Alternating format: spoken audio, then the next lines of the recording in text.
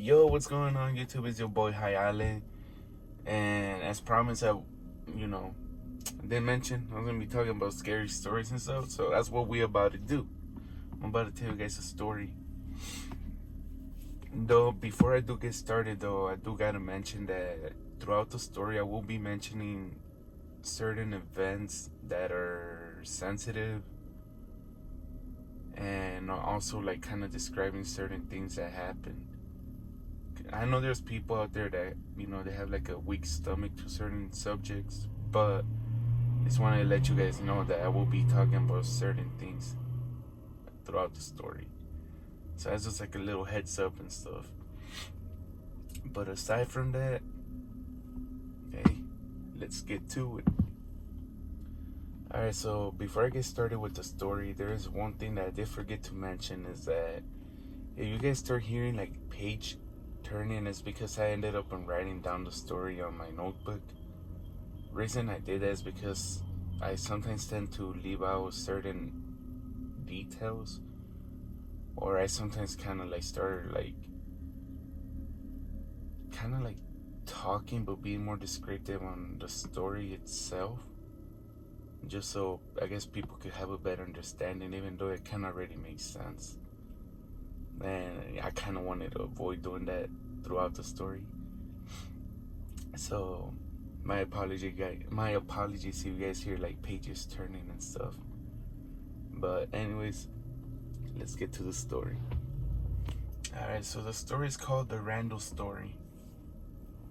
So back in 1907, there was a married couple by the names of Warren and Virginia Randall who had moved into Grand Rapids, Michigan from Detroit. They moved into this house that was called the Jude White House, from its previous owners, who were the ones who built the house. A while after arriving and settling, Warren ended up getting a job as a brakesman in the railroad industry. And Virginia, she was a housewife. So, she would just take care of the house and, cook and stuff and, just be a housewife. Warren, on the other hand, though, as a brakesman in the railroads, it was somewhat of a risky job back then compared to now, just because during that time, the regulations were way different. So it was a risky job. Everything was good until 1908, when Warren got into a freak accident at work when his leg got caught in the railroads, causing the train to basically cut his leg off. His leg ended up getting cut from the knee to the bottom. So with his leg getting cut up and stuff, they ended up replacing his leg with a prosthetic leg, which was actually a wooden leg. A better image of it would be as a pirate. You guys know how pirates have like wooden leg, like they're always described with a wooden leg. Yeah, he was basically like that. He had a wooden leg as his leg or support. Now, due to this, it caused him to fall into a very deep depression, and it also had him overthinking and hallucinating a lot of things that were not happening. He was just overthinking about stuff. But the biggest thing that had him overthinking was that his wife, Virginia, was going to be cheating on him for another man who was complete. This eventually led to arguments between the couple, where the cops had to be called. And the cops were always called mainly by the neighbors that will hear the arguments and the yelling, coming from within the house. And according to the neighbors, one of the last arguments that they had seen was apparently when Warren was chasing Virginia down the street with a straight razor. After that, she ended up on leaving him. They kind of just separated for a while, a couple of months, I want to say. And throughout that period of time that they had separated, Warren kept begging her and telling her, that he was going to change, that he wasn't going to, fight or argue anymore, that he was going to be working on his depression and his overthinking about her cheating and stuff. quick reminder though, Virginia never cheated on him. She actually loved this dude, even though he had a, even though he wasn't a complete man. That's how he described it. So her love for him was genuine. But this goes back to everything though. Due to his depression, he was very, he was just overthinking that he wasn't good enough and she was just gonna end up leaving him. But anyways, back to the story. Fast forward, Warren ended up inviting Virginia to meet up and go for a carriage ride around the city. She agreed on going on with him for that little cruise, which at the end they ended up back at their house, the house that they had lived in back at Warren's house, because basically since they had separated for a while, Warren was still living in the house. Virginia, she was living somewhere else.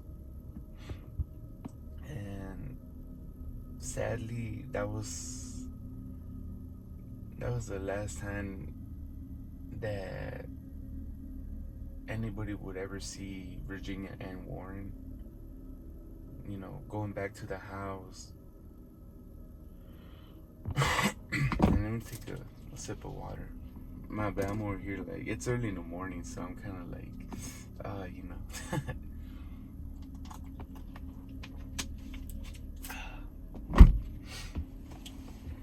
Alright, back to the whole story though. Well, they ended up going to Warren's house, at the end of the little cruise that they went on or whatever. And sadly, this is where Virginia will meet her end, Since this part of the story occurred during the summer, after a few weeks, the neighbors were complaining about a rotting smell that was coming from the house. So the cops were eventually called to come and, check it out. And the police came and they ended up on getting the green light for them to be able to, force themselves into the house. So they ended up on breaking down the door, and sadly they ended up on finding the bodies of Warren and Virginia Randall decomposing, which was the cause of the smell. Upon investigation for the forensics, they described it as a murder-suicide case, where they determined that they might have gotten into an argument where Warren ended up beating to death Virginia with his wooden leg, as it was not attached to him, and Virginia's body showed trauma from multiple injuries from getting beat up with the wooden leg. Warren's body showed us a cut on his throat with a straight razor that was right next to him, indicating that he committed self-harm after he realized what he had done. The house was empty for about 10 years or so, and according to sources that I ended up on finding out and stuff, it ended up getting demolished and turned into the Bell Telephone Company, which was by AT&T. They ended up on buying that property and destroyed the house, and they ended up on building a 6-story high building. And yeah, but by the looks of it, it looks like the spirits of Warren and Virginia never left that place, even though the house was destroyed and turned into something else. I'm about to share to you guys a few of the how can I say I'm about to share with you guys a few of the things that the people describe that live around there, that they have felt, heard, and stuff. It's pretty crazy, to be honest. When I was reading through, things that people were noticing, people that lived around the area and stuff like that, a lot of people were describing hearing people arguing late at night, a woman screaming. The people that worked in the Bell Telephone Company that would sometimes stay, a little after work by themselves, they would hear what sounded like like a wooden stick walking, you know. So I mean, if you think about it, it would sound something like this.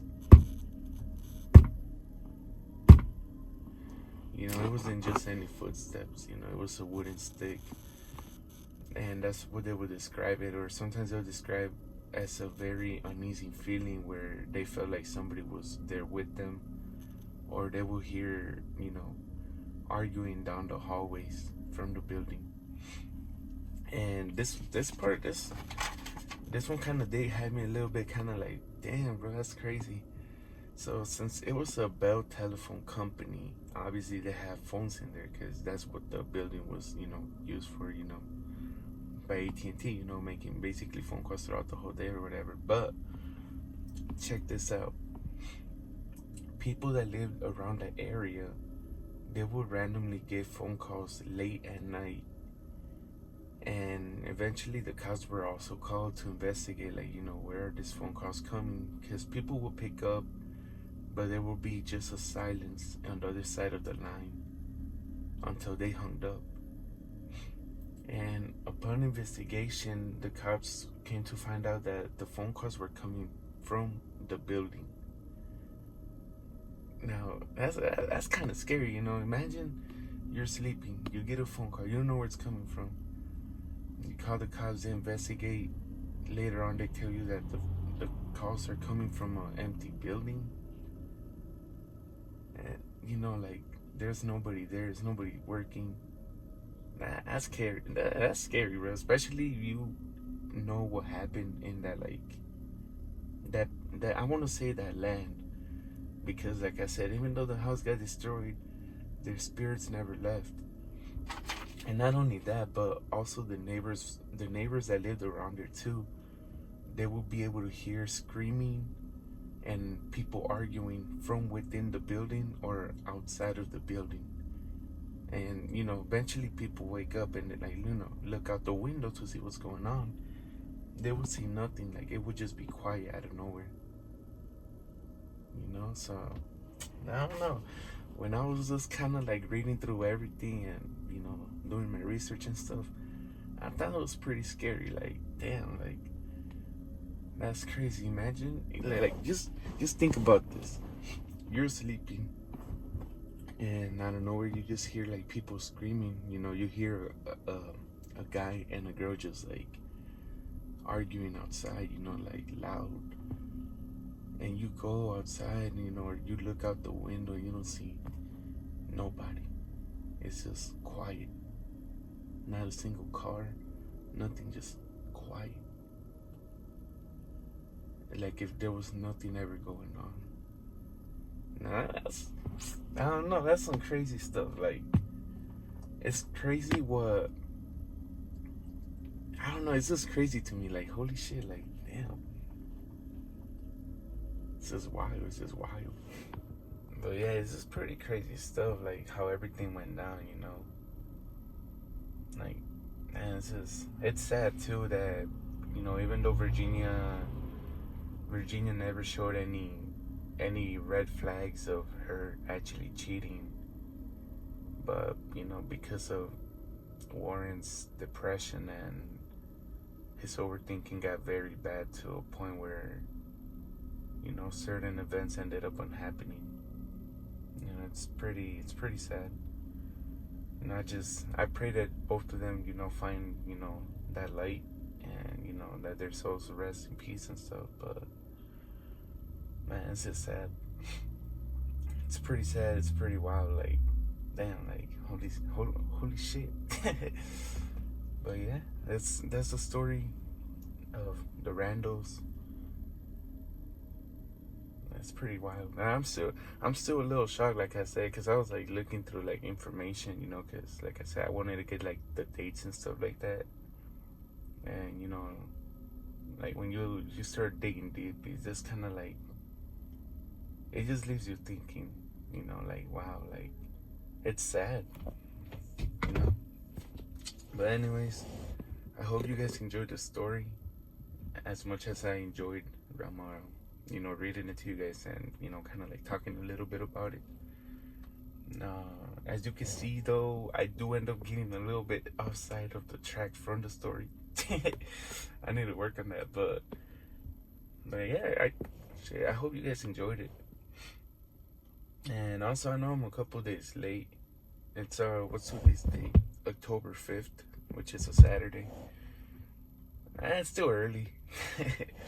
I just want to say, if you guys have any like goals or any plans for this month of October, whatever it is that you guys have planned out to get started, or just to work on, or if it's working on yourself or whatever, I just want to say go for it. If you want to start reading a book or start hitting the gym or whatever it is, go for it. Start it. Just little baby steps. You don't have to like have everything accomplished like at the end of the month, but as long as you get started on it, I feel like that's what counts. For example, right now, one of my goals was like, you know what, I want to get back onto YouTube, at least a video a week. And if I can, 2 videos a week.